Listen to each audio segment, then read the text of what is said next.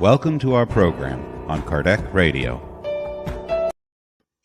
Hello, beloved friends. Good evening and welcome once again to Kardec Radio, where we are always nourishing our souls. I am Correa, and we gather together every evening, every Tuesday evening at 9 p.m. Eastern Standard Time to study the constitution of our souls. If you are wondering what we are referring to when we mention the constitution of our souls, we are in fact referring to the divine laws. We know that we are familiar with the human laws. We are familiar with traffic laws. We all do our best to try to avoid receiving citations when we drive. We try to be good citizens and be respectful of the laws that govern our society.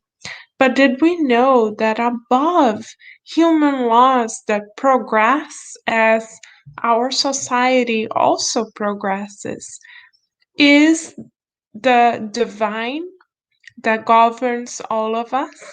And the divine creator has established laws that are immutable, immortal, and that shall remain with us, guiding us as we progress beyond this lifetime and even beyond a planet of trial and expiations where we find ourselves right now at this moment. So, if we would like to invest in our well being for immortality, we shall together invest in our understanding of the laws that govern not only the earth, but the entire universe. After all, as children of God, we are heirs of the universe ourselves. Aren't we, beloved friends? What a feeling to know that God created us for us to be able to progress through the many houses, the many mansions of the Father. The mansions refer, in the words of Master Jesus, to the planets which serve as schools for the soul.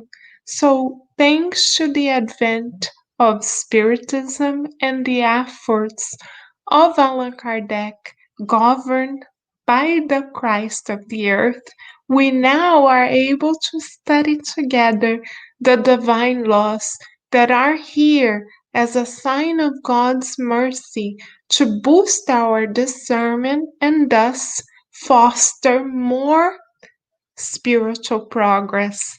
What a blessing, dear friends! We are indeed very much blessed. So, feeling the shower of blessings that are descending upon us from on high, from the mentors that have prepared this very moment for us, from the discarnate spirits who also wish to learn like ourselves, and from our guardian angels who are lovingly by our side, assisting and inspiring us. We welcome everyone with a fraternal embrace, and we invite everyone to begin our study together. Tonight, our focus, beloved friends, shall be on question 881 of the Spirit's Book by Allan Kardec. We will now begin by reading the question, then we will read the answer from the illuminated spirits. Afterwards, we will comment with a couple of highlights for our own education. Then we will do an exercise, propose an exercise that we can all do. So we feel the scriptures as recommended by the Christ, and then we shall end this educational moment for immortality, feeling strengthened by the blessings that are being offered to us at this very moment. And because our planet, beloved friends, is undergoing such grave transformations at this time, anytime we gather for serious study and meditation for the soul in an effort to nourish ourselves for immortality, the mentors are also counting on us to think the good and feel the good together so that they can utilize of our mental creations and vibrations in benefit of those who suffer much more greatly than we do at this moment. So right now, we are not only instructing ourselves, but we are also thankfully, through the mercy of God, being of service as well. So let us begin co-creating the good by reading question 881 from the Spirit's book by Allan Kardec.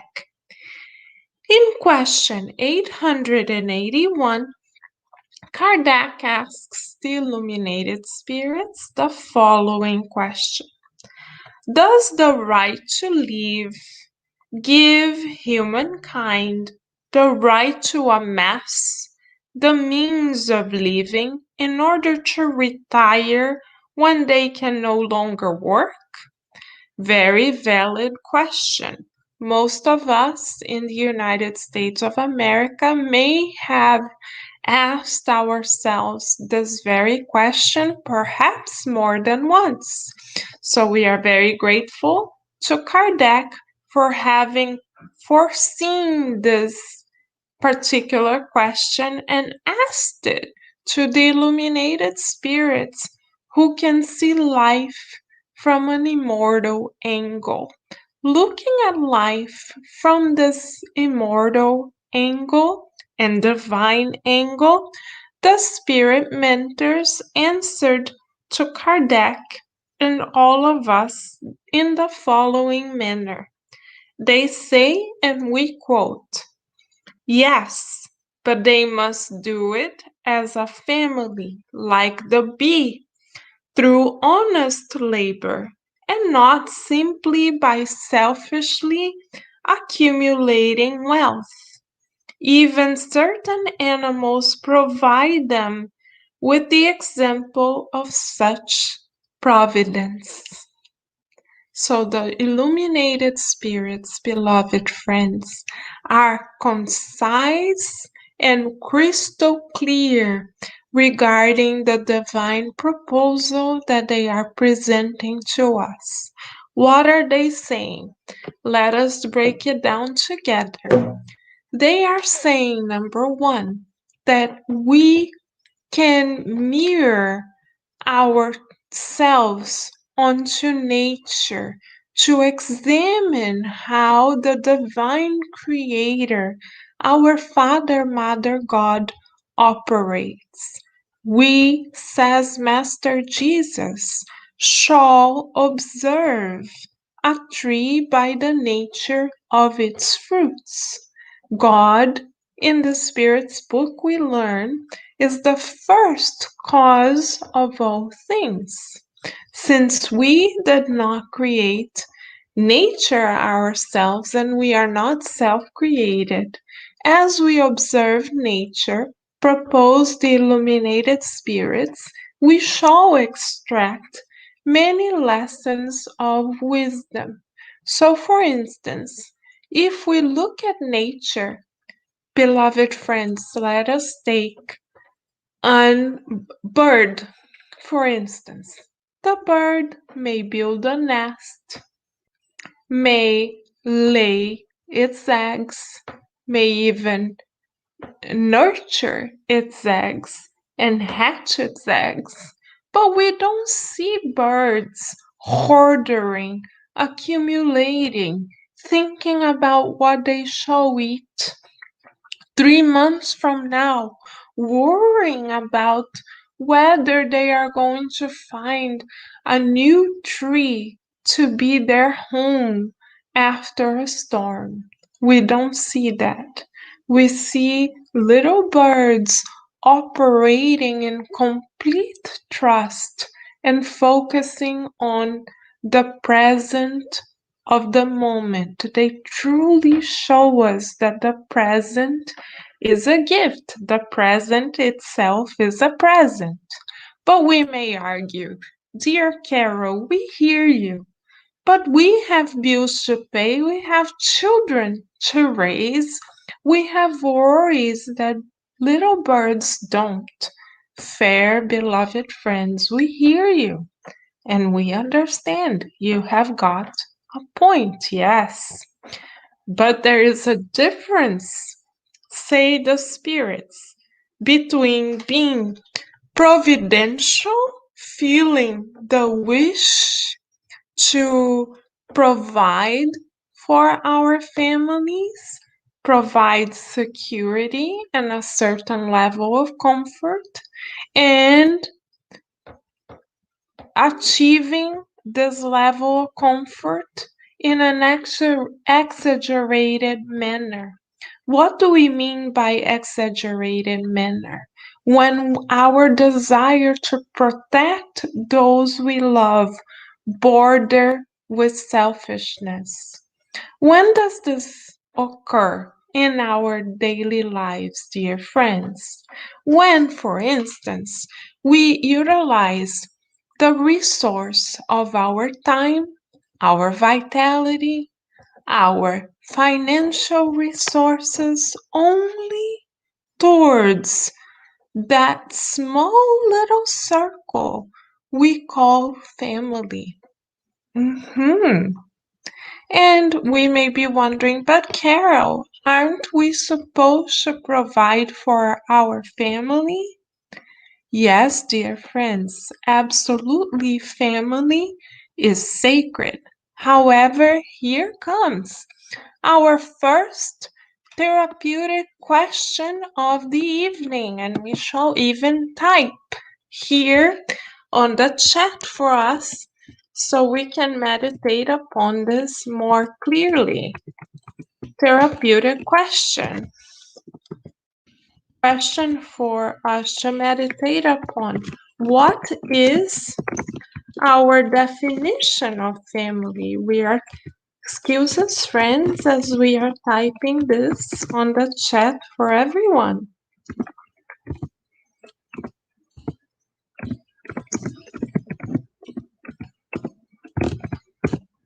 If we are thinking, oh, Carol, we never really thought about this. So let us think through this together.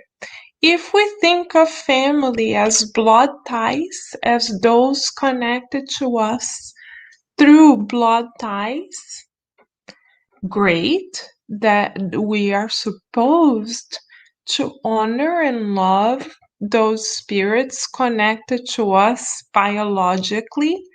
God has chosen that constellation of spirits for our growth and progress, yes. So if we have learned to love those connected to us through our blood ties, fantastic. However, if we take Master Jesus as a guide and model, beloved friends, we shall ask ourselves, did he only focus on this definition of family? In other words, did he only offer his love and attention, his resources, his time, his love, his teachings to those who were biologically related to him? We already know the answer, right, dear friends? We know that Master Jesus, as our number one guide and model, proposed to us to expand upon our definition of family. Yes, he honored his mother and father, cousins, friends. If we read the book Good News, we see that he was an immense, perfect, beautiful model of respect in all circumstances. Yet, do we hear him say, "Oh, I cannot go preach to the multitudes today, no healing today, because I need to spend time with my mother"? Mm-mm. Or did we hear him say, "Oh, I've already performed 20 miracles, so now I'm gonna devote myself to my family"? Did we ever hear, beloved friends, Master Jesus propose such an approach to life? If we read the Gospel according to Spiritism, we learn that Master Jesus, as recorded by the apostles themselves, proposed for us to look at family from a different angle. In fact, he said to the multitudes, "Who are my brothers, my mother, my brothers and sisters?" The answer: "Those who do the will of my Father who art in heaven," meaning all of us. And when he discarnated and appeared again in spirit, who did he appear first to? His mother?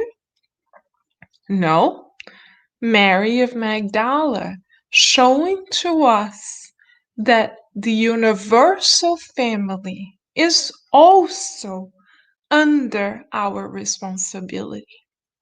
So if up to today we focused 24 hours of our attention to family in terms of blood ties, we are being invited by, first of all, our guide and model, then our guardian angels, and thirdly, by the mentors of Kardec Radio, to make an effort to expand this understanding of family.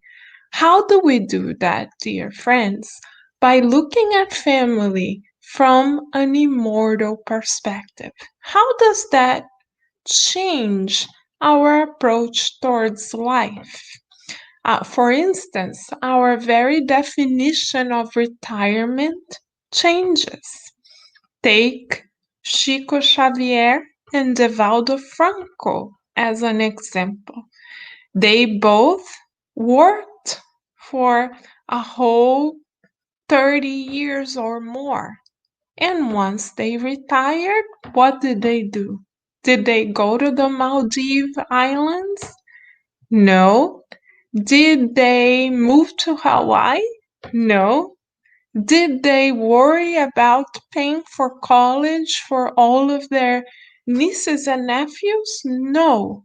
Chico Xavier devoted himself even more to psychography, to the point that he psychographed 500 plus books, nourishing our souls for immortality.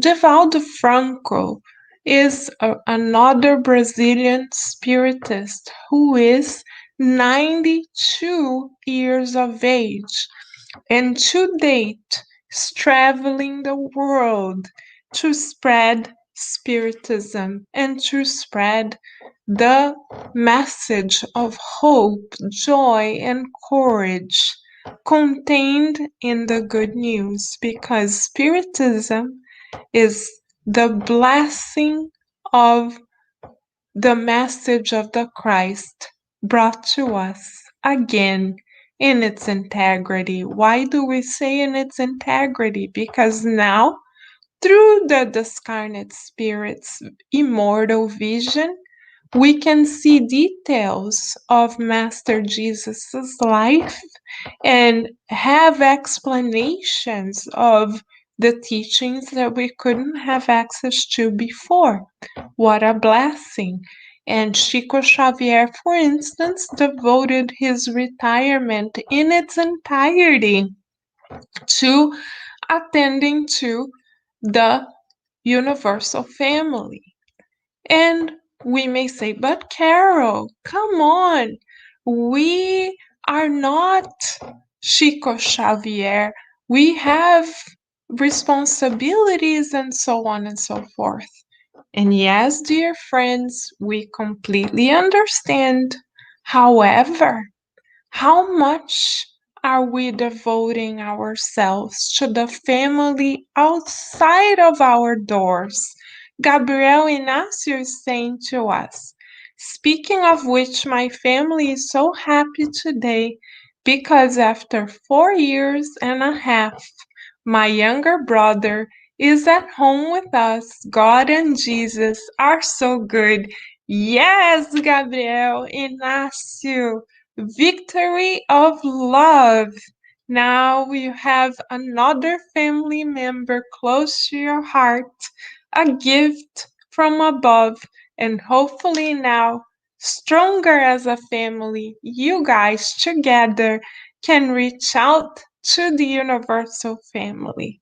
Right, Gabriel? Thank you for sharing this beautiful news with all of us. Thank you.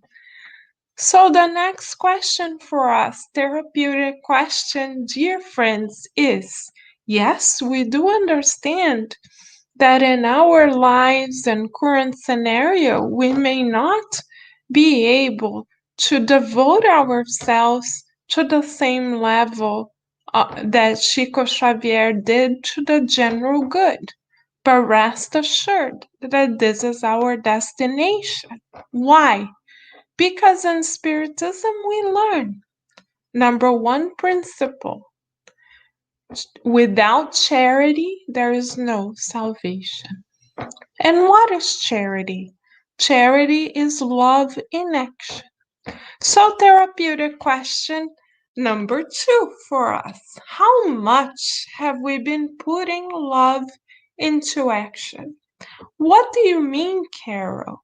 What we mean, dear friends, is how much have we been reaching out to our universal family, those outside of our work circle or immediate family circle, especially if we cannot receive recognition or recompense for our effort.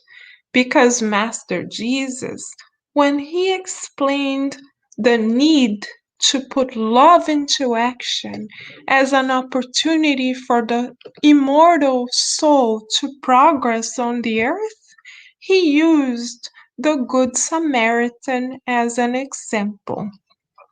Who was the Good Samaritan?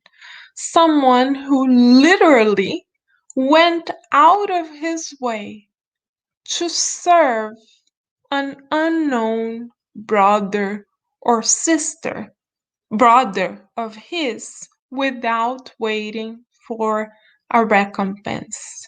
How much are we able to do the same? How much have we been able to be good Samaritans in our lives?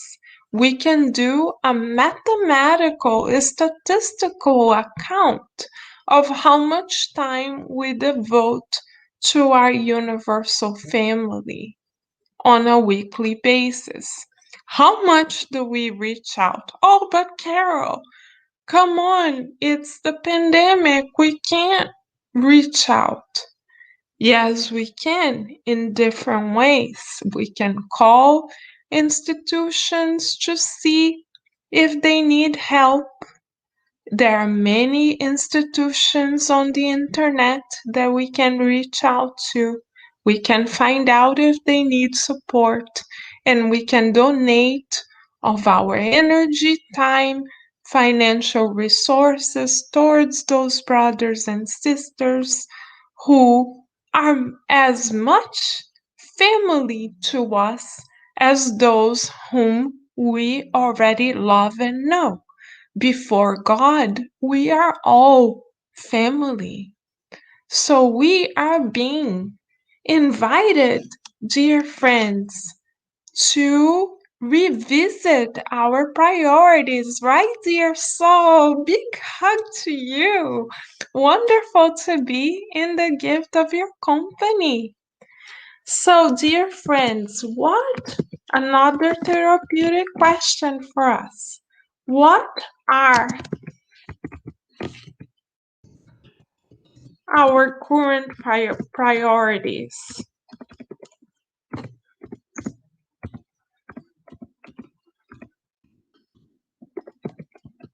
How do we know, dear friends? We can do a mathematical exercise within 24 hours. How much time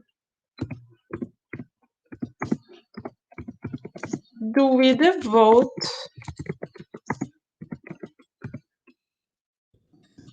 to those who are not a part of our immediate family circle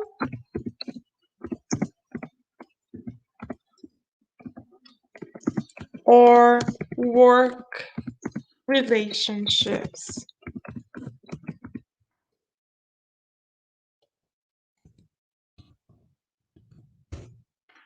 Do we take the time every day to call a friend who we haven't heard from in a little bit?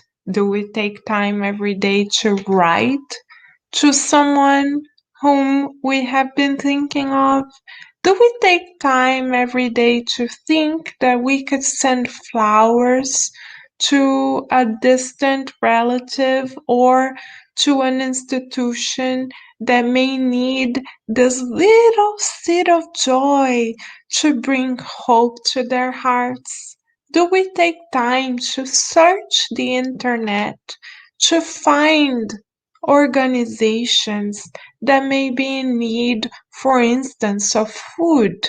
Because a lot of our brothers and sisters may have lost their employment due to the pandemic. Here in the United States, there are food banks in every state. Do we take the time to search the internet to see if we can donate food even through Amazon?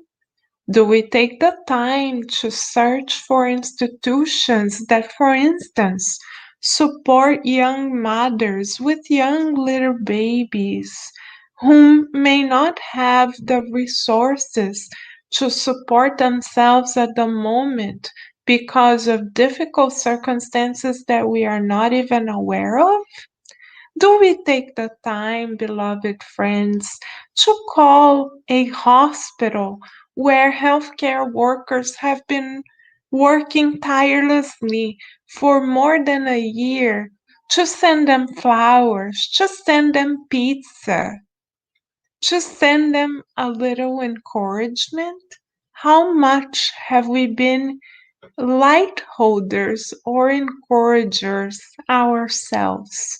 We tonight are being recruited to be the Good Samaritan, to act like the Good Samaritan.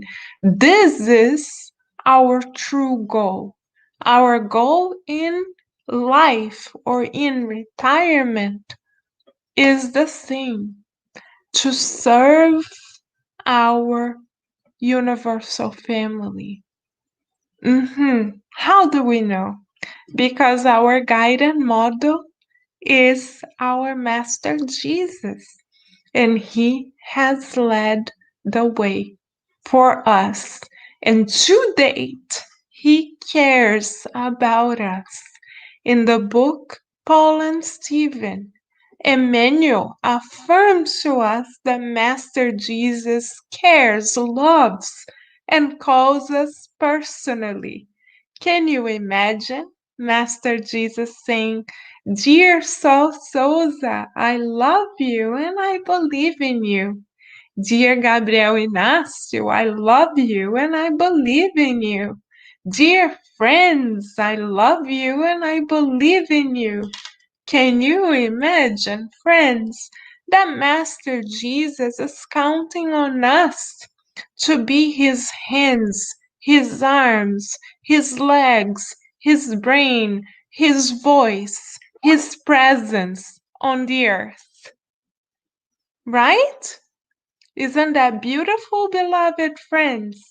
So let us do the good so that we can be instruments of the Christ on the earth. Shall we, beloved friends?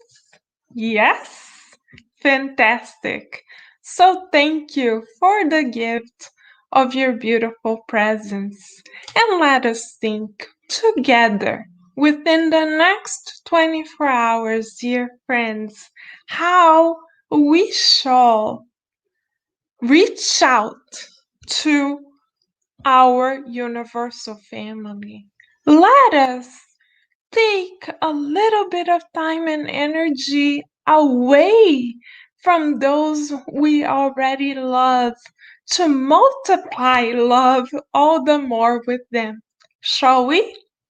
Thank you so much, dear friends, for taking in the proposal of the Christ and joining in the journey to be good Samaritans on the earth today and spread love in the name of God. What a blessing! We thank you, dear friends, for your being a beautiful child of God, and we wish you many, many blessings. Thank you, Sol Souza. You are beautiful too. And Gabriel Inácio saying, last month we created a group in order to help people in need. It's called Centro Vivo. We already did some activities and are happy doing the good. Fantastic, Gabriel Inácio. You are already acting like a good Samaritan, a instrument of the Christ. Congratulations to you. Let us keep on going, persevere, because every day that we have on the earth is a concession from God, and we are here breathing love from God, breathing out love from God as a beautiful opportunity to reach out to more and more brothers and sisters of ours in the name of God. As we reach out to more and more brothers and sisters of ours, as Gabriel Inácio shared with us, the more we will feel connected consciously with the Creator, and we shall find the good and feel love in every step that we take. It is as our beautiful Francis of Assisi has taught us, it is in giving love that we receive love. It is in understanding that we are understood. So let us embrace the proposal of doing the good, because we know that God and Master Jesus are counting on us every step of the way. Thank you, beautiful friends, for the gift of your company. Many blessings, and we already look forward to next week when we will be back for more opportunities for us to study together. Thank you, Gabriel Inácio. Thank you, Nora Brazil. Many blessings to all of you. Bye for now.